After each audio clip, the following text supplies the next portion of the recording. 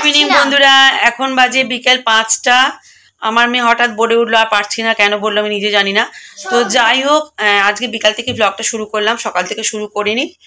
সকাল থেকে ইচ্ছা করে শুরু করিনি, রোজই তো সকাল থেকে একঘেয়েমি ব্লগ দেখা, যদি বিকাল থেকে শুরু করলাম যে কালকে সকালবেলা গিয়ে যদি শেষ করতে পারি জিনিসটাকে একটু হাটকে। তো জানি না কি নতুনত্ব দেখাতে পারবো, কেননা ঘরবদ্ধ জীবন, কোথাও বেরানোর নেই। ডিসেম্বর মাস পেরিয়ে জানুয়ারি মাস পড়ে গেছে, কিন্তু কোথাও ঘুরতে যাওয়ারও নেই, কারণ প্রীতির এক্সাম সামনে আসছে। প্রাপ্তি নাই রেজাল্ট বেরিয়ে গেছে, কিন্তু প্রীতির সেমিস্টার আসছে, তো কোথায় আর যাবো এখন? প্রীতিকে ফেলে তো কোথাও যেতে পারবো না। আর মা, দাদা, বাবা সবাই এখন আমার ঘরে উপস্থিত। হয়তো কাছে পিঠে যেতে পারতাম, কিন্তু প্রীতি যেমন কলেজও খুলে গেল, এতদিন ছুটি ছিল, পড়াশোনা করছিল, সেমিস্টার শুরু হবে বলে, সেই জন্য আর যাওয়া হলো না। তো সেমিস্টার শেষ হয়ে গেলে যদি কাছে পিঠে কোথাও ঘুরতে যাই, কোথাও দূরবর্তী স্থানে, এবার আর হবে না। তো যাই হোক, ব্লগটা শুরু করলাম বিকেল 5টা থেকে। যদি আজকে শেষ করে দিতে পারি তাহলে শেষ করে দিলাম, আর যদি না শেষ করতে পারি তাহলে কালকে তোমরা এন্ডিং দেখবে। তো চলো স্টার্ট হলো ব্লগ, সঙ্গে থাকো। তো বন্ধুরা, কোথায় মাকে আমি চা দেবো না, মা আমাকে চা দিচ্ছে। এই দেখো কতগুলো বিস্কুট দিয়ে চা দিচ্ছে। থ্যাংক ইউ মা। ও মা, একটু জল খাওয়াবে মা? মা বলছে বাবারে। মা এত ঠান্ডা লাগছে, সোয়েটার পরে আছে মা পাগলের মতো। হ্যাঁ তা ঠিক, আমি কম্বলের তলায় বসে আছি, আমার বেরোতে ইচ্ছা করছে না। আমি সন্ধেবাতি দিলাম, সন্ধেবাতি দিয়ে বসলাম একটুখানি, আর মা দেখলাম চা করতে ঢুকে গেছে। না, ভালোই হলো।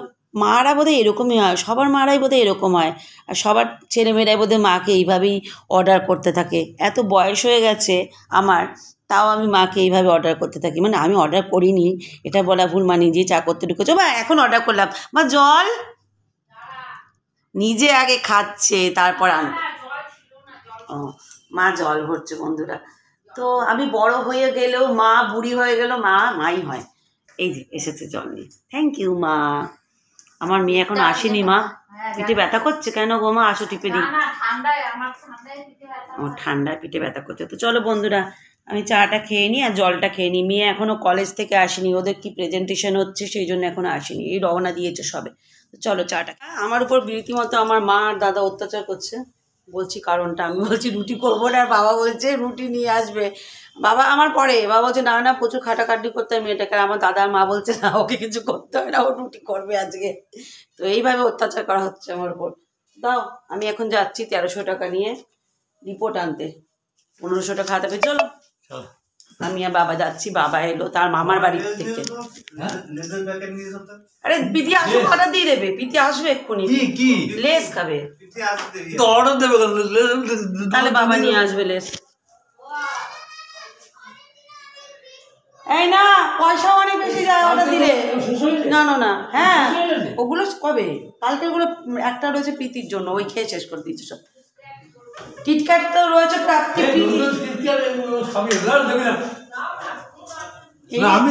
দাদু আমার পরে, দাদু বলছে যে মানে বাবা আমার পরে বলছে অনেক কাজ করতে হয় মেয়েটাকে, ওকে রুটি করতে হবে না, রুটি নিয়ে আসি। আর দাদা ভাইয়ের মা বলছে কিছু করতে হয় না ওকে, ও বসে থাকে সারাক্ষণ, ও রুটি করে নেবে আজকে। বাবা তাহলে কি রুটি করতে হবে আমাকে? হ্যাঁ আমার বাবাটা এরকম চলে যাচ্ছে, আর দাদার মাটা বলবে আইস আর রুটি করবে সারাদিন, করে কিছু করতে হয় না ওকে। এই শীতের মধ্যে না কম্বলের থেকে বেরোতে ইচ্ছা করে না। এখন আমি আমার বাবা যাচ্ছে একটু ডিমবার আনতে, আর লেস ফেস পুকুরে ফুটে এসব আনতে, নাতনির জন্য কিটক্যাট আনতে। বাবা কিটক্যাট নিয়ে আসবে, আমি খাবো, আমার জন্য আর গোটা নিয়ে আসবে।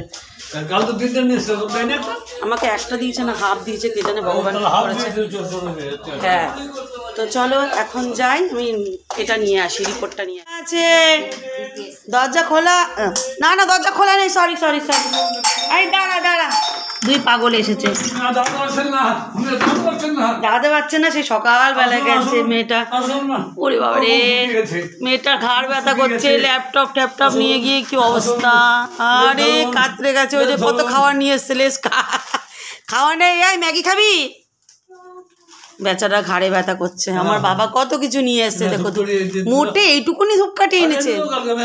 না না এনে দেবো না, কালকে আমার বর আসবে, পরশু দিন এনে দেবে বর আমার। ওই দেখো আরেকজনকে দেখো, দেখো দেখো দেখো দেখো কটা নিচ্ছিস? কিটক্যাট আমার একটা আছে। না না প্রীতির একটা আছে, প্রীতির একটা কিটক্যাট আছে। হ্যাঁ আমার দাদার সুগার কোলেস্ট্রল সব নর্মাল হয়ে গেছে, এখন ও সব খাবে। আজকে ডাক্তারের কাছে যাওয়া আছে, মেনটেন করতে হবে। মেনটেন করতে হবে। না সেটা ডাক্তারকে গেলে ডাক্তারকে আমি জিজ্ঞাসা করে আসবো কি খাবার দাবার খাবে না খাবে, সব জিজ্ঞাসা করে আসবো ডাক্তারকে। এই প্রীতি কি খাবি মা? 1 2 3 নিয়ে চলে গেল। এ কি প্রীতি কই নেস? ওই যে প্রীতিরটা সব নিয়ে নিল, দেখো প্রাপ্তি কেড়ে করে। প্রীতি কি খাবি? হ্যাঁ ম্যাগি করে দেবো? বাবার এত ঠান্ডা লাগছে। বাবার আমার না না বাবার ঠান্ডা লাগে না। বাবার ঠান্ডা লাগে না? ওখান থেকে পড়ে এসেছি আর খোলা আমি ঘাড় ব্যথা করছে? আহারে ল্যাপটপ বইয়ে বইয়ে নিয়ে এসছে সারাক্ষণ, সামনে নিতে পারতিস তাহলে ঘাড়ে ব্যথা। তাই আমার দাদা আজকে লেস কাটছে আনন্দের চোটে, আর মা সমস্ত টেস্টের রিপোর্ট নিয়ে বসে আছে। আমি 9টার সময়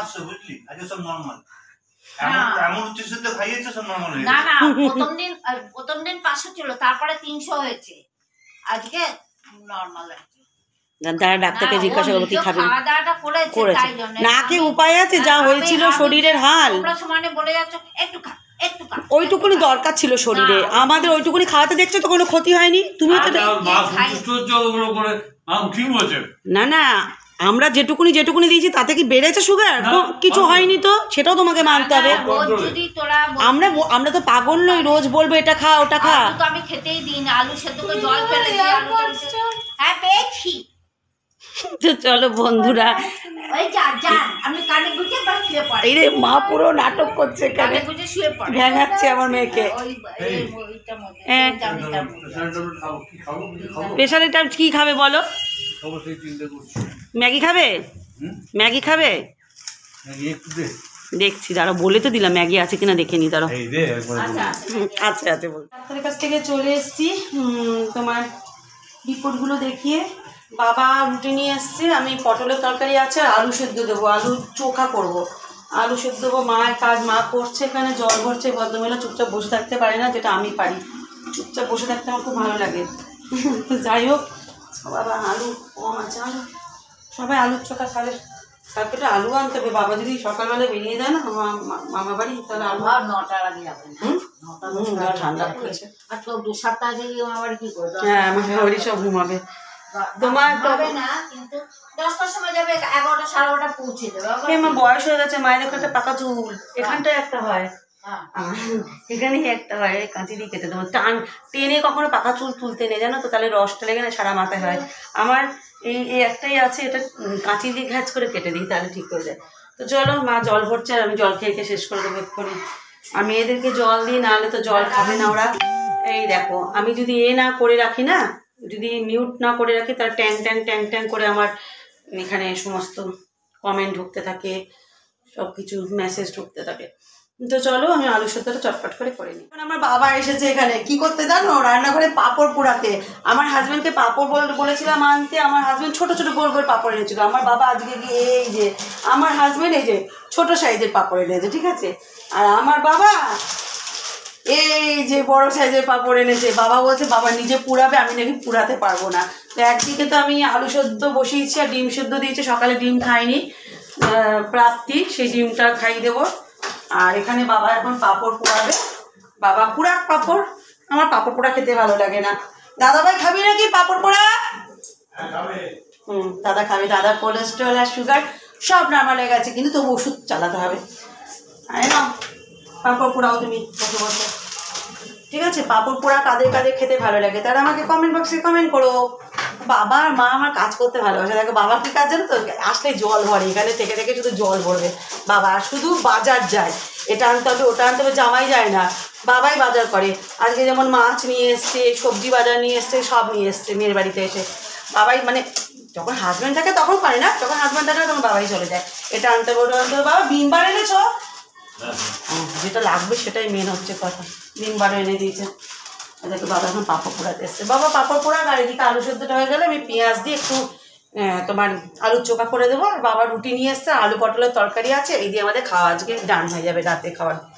তো চলো বাবা দেখো পারবে না পোড়াতে? আরে বাবা যা না, আরে যা না। তো চলো আমি একটু ফোন ঘাঁটি, আর কি করবো, 10টা 20 বাজে অলরেডি। তো চলো একটু পরে আলু সেদ্ধগুলো মাখতে। আলুর চোখা রেডি হয়ে গেছে, হেভি টেস্ট হয়েছে খেতে, জানো, একটু মুখে দিয়ে দেখলাম।